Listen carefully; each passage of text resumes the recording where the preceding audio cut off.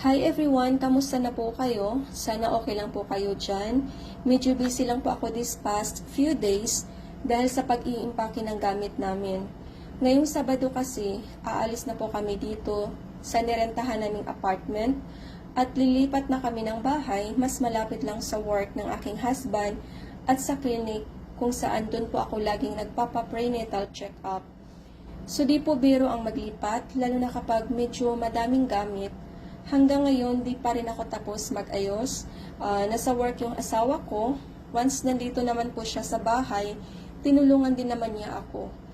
Yung magaan at kaya ko lang ayusin. At kay hubby naman, ang inaayos niya yung mga mabibigat, lalo na yung mga tools niya for work. Every time na na-feel ko na ang pagod, nagpapahinga naman agad ako. So for now, relax muna.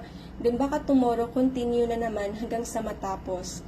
Anyway, kunti na lang, yung mga ginagamit namin daily, pinagliban ko muna.